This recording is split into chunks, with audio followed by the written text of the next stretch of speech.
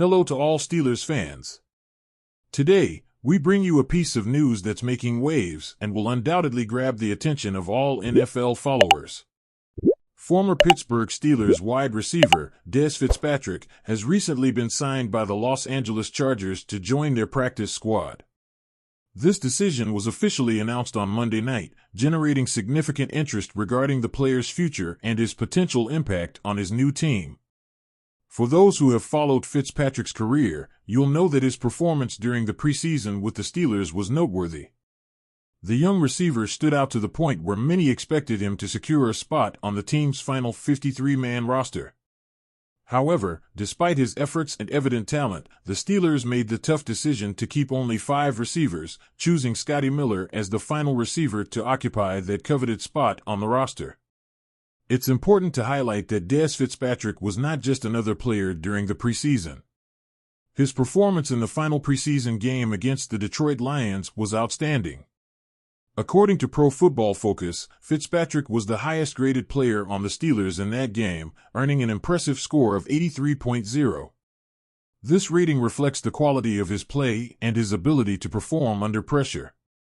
One of the most memorable moments of that game was when Fitzpatrick made a spectacular 59-yard catch down the right sideline, a pass perfectly thrown by quarterback Kyle Allen in the third quarter. This play not only demonstrated Fitzpatrick's ability to find spaces in the defense, but also his capacity to execute in critical moments of the game.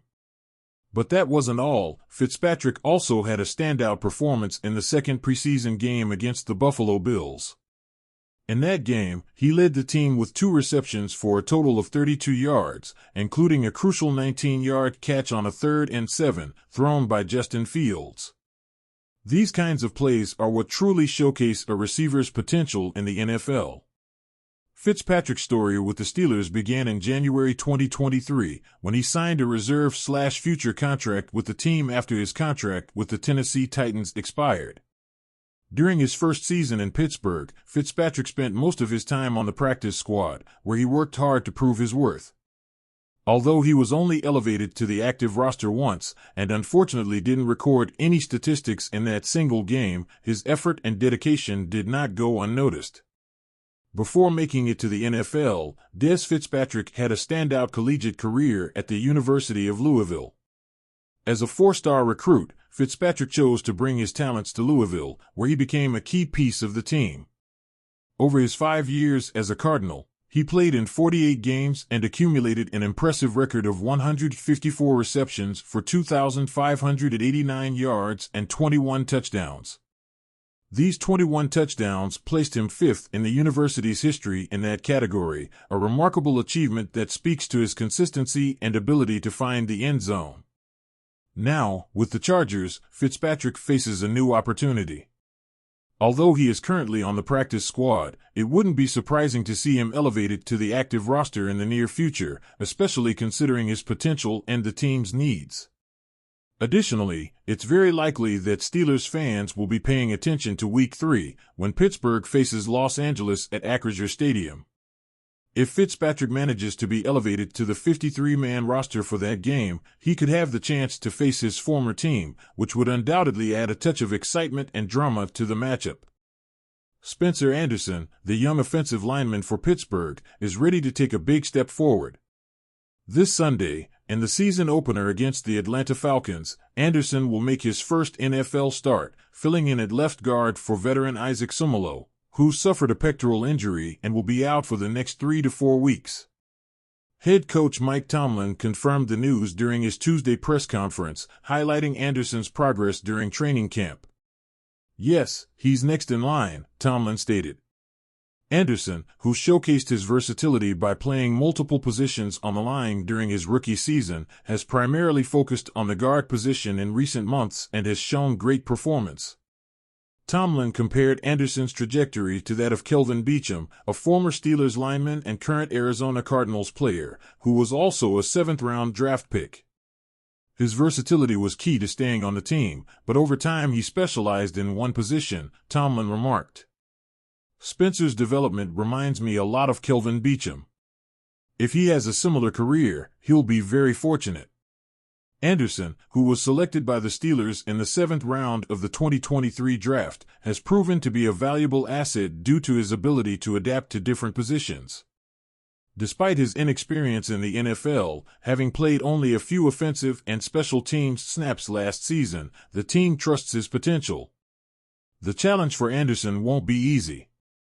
Although he will face a 3-4 defense from the Falcons, meaning he won't have a defensive lineman directly in front of him on most plays, he'll still have to go up against powerful defensive tacklers like David Onyemata and Zach Harrison in sub-pack formations. On Sunday, the Steelers' offensive line will also feature other young players, such as tackle Broderick Jones and rookie center Zach Frazier. Despite the inexperience, Tomlin remains optimistic. "We have talented young guys, which makes for an exciting mix," the coach concluded.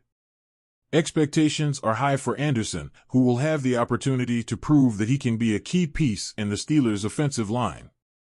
This Sunday will be his moment to shine on the field.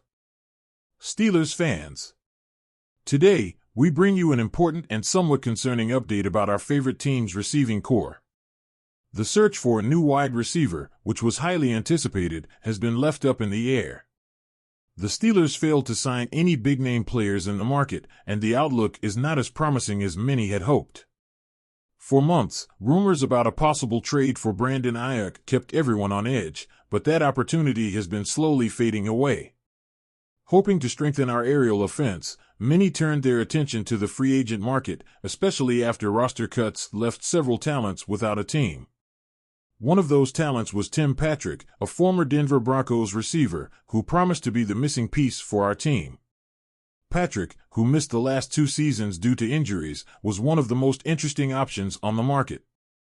But he lasted only 1 day as a free agent.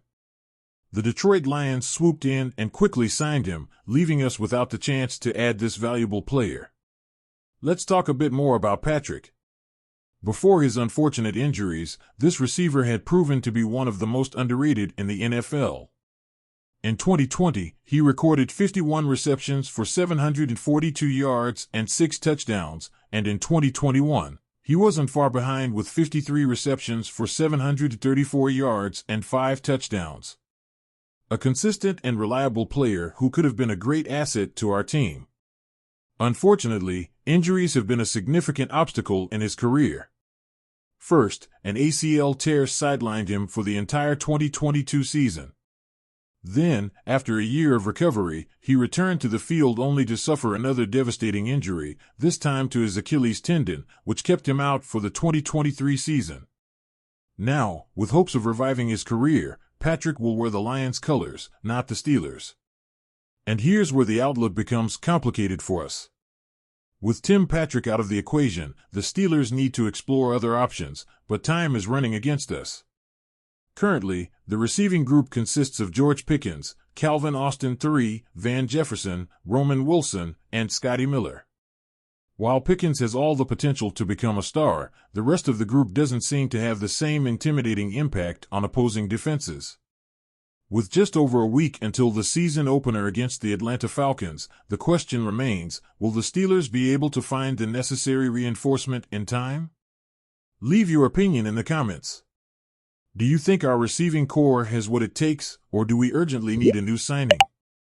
And don't forget to subscribe and like the video so you don't miss any updates on the Steelers. See you in the next video.